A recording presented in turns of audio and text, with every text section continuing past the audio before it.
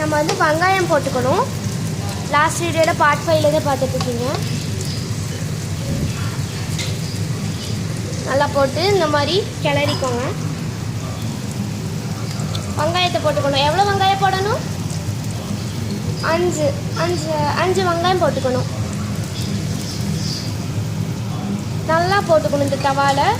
So உங்களை பற்றிக்கு next உங்களிடம் இந்த வேலை இப்போ லக்ஷா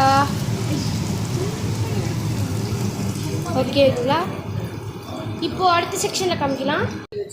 நம்ம மேக்னேட் பண்ண வச்ச இந்த சிக்கனை எடுத்துக்கலாம். 2 கிலோ இந்த சிக்கன் அப்படியே நம்ம இதில் சேர்த்துக்கலாம்.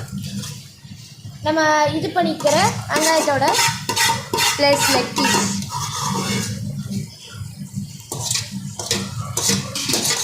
ஸோ இதில் போட்டுக்கணும். எப்படி இருக்குல்ல?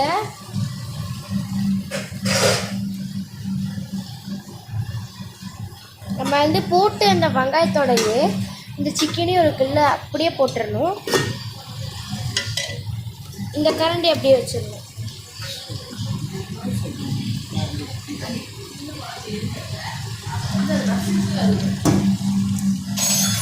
ஸோ இந்த கிரேவி நல்லா போட்டுக்கோங்க.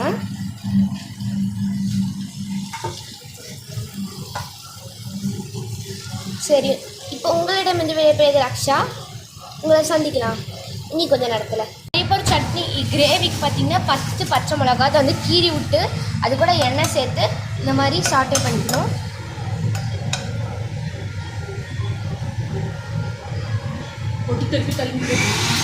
நம்ம செஞ்சு வச்சுருக்கிற இந்த கிரேவ் பாட்